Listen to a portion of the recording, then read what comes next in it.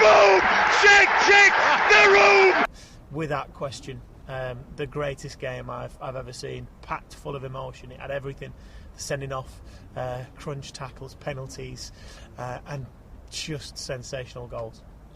You have to do the half-time entertainment on the pitch during the interval. How hard was that? Were you dreading that? Absolutely. At 4-0 down, you're thinking that the last thing I want to go and do is walk out in front of potentially 48,000 very unhappy Newcastle fans. It's difficult enough at the best of times and quite daunting, but at 4-0 down, I must admit, I considered not bothering. But we managed it, and thankfully, I mean, it's been said time and time again, there are no other fans in this country like Newcastle fans, and to be fair, they were quite receptive to this Zorbin thing that we did.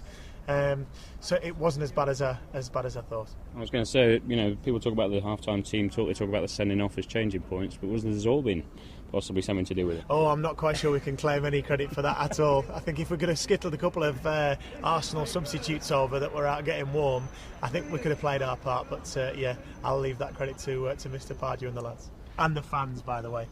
As someone who's done a lot of radio commentary, it's those sort of games when you can centre comebacks on and you get really heavily involved in it that's actually what you do it for. Well, it's absolutely, and you dream about days like that. And I think even at 4-0 down after 25 minutes, I thought, you know what, there's still quite a little bit in this game left. But it got to half-time and we still hadn't notched, and you just thought the second half's going to be a very, very long second half. And I must admit, my prime concern was the effect that it was going to have on the players and the club for the rest of the season, because I said on air at the time, this is a kind of result and a scoreline that can have a massive psychological impact.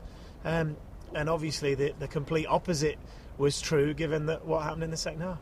Let's go through the goals then. The first one, obviously a penalty, but source of excitement, and you know there was kind of a ripple of excitement, I think, and I'd say one or two maybe sent something. Yeah, there was a glimmer of hope. Guthrie, could be Lovenkrands, oh, best taken down, penalty Newcastle. And you think if Joey puts that away, then it gives us something to aim for. It's another rung up the ladder, it's another step towards that 4 goals. And he put it away so brilliantly, it was a real confident hit. Barton steps up right-footed, bottom corner, beats Szczesny. So you thought, there might be something left in it, but I've got to admit, I'm the most optimistic of commentators, especially when it comes to Newcastle. But even at that point, there was nothing really in me that thought it could be on here until the second goal went in. So the Leon Best second goal, what do you remember of that? It broke to him quite kindly in the box. It did, yeah. I remember that the ball came over from the left. It looked as though he was going to head it, and then when he misfired the header, you just thought, oh no, that could have been us back in the game, and it dropped kindly for him. And now Enrique can deliver. Leon Best with a header. Best in, yes, it's 2. That's 2. There just might be, you know, there might be a grandstand finish here. 74 gone. It's Leon Best. It's Newcastle United 2, Arsenal 4. And then things start to pick up. The noise was phenomenal, even at 4-1, at 4-0 the noise was phenomenal. After Diaby had been sent off, I think the Newcastle fans, it quickly became apparent that they felt like that there could be something on. But at 4-2, it went off the scale, and I think fans were well aware then that there might just be a bit of a grandstand finish. Now the 4-3 incident, a penalty, soft? Yeah, without question. But we were owed one because Leon Best had scored already, and the goal was completely legal. He was a yard onside, and the flag had gone up, and that left a bit of a bitter taste in my mouth, I must admit. So, yeah, soft. Oh, hang on! It's another penalty! Here comes the penalty. Barton steps up right-footed. Yes! There was a push from Rosicky. You could argue that the arms were raised in the box, and he was pushed from his path. So, justification, but soft, yeah. So the fourth goal. Now, I've heard the commentary. Fantastic. it's difficult to sort of put into words the excitement. We'll be playing it on the back of the highlights, but you know, I mean, is that the sort of seminal moment, the biggest moment of your commentary career, and something you'll take with you forever? Absolutely, yeah. The biggest goal under the circumstances. The most sensational strike. I was lucky enough to see Alan Shearer's here against Everton at the equaliser when Amiobi had headed it up in the air, and he hit it first time on the volley. Technically, I think the two goals you could put them side by side. A brilliant hit. His technique was phenomenal. There was a lovely little moment when you hear it back where the ground kind of falls silent for just a nanosecond. You hear the whole crowd shout, "Shoot!"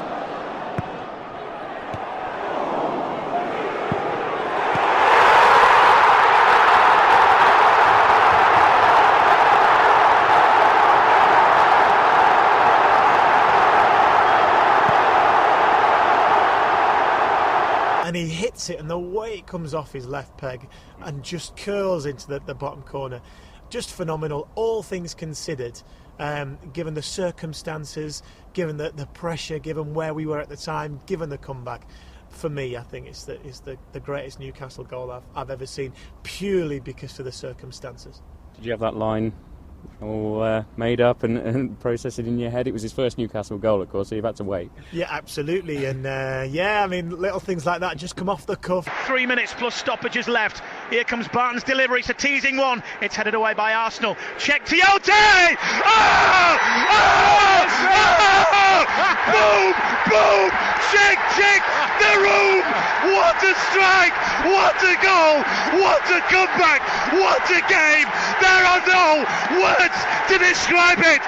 Cheick Tioté lifts the room of St James's Park with the most sensational strike you will ever see. What a game, what a team, what a moment. It's Arsenal 4, Newcastle United 4. You will never, ever see a game quite like this. Unbelievable. For certain players, you'll have a little thing maybe planned in your head should something happen, but never ever in a million years did I expect Cheick Tioté to come up with a goal like that. And all you want to do as a commentator is bring fans who can't be at the game into the stadium, let them feel it for themselves, the emotion, feel the goal. And I think if you're doing that and people feel like they were there, you're doing a reasonable job, and fingers crossed people feel like that we did that.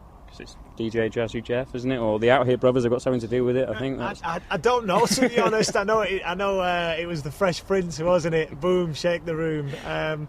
And I mean, now things are settling down. It's just a tad embarrassing, isn't it?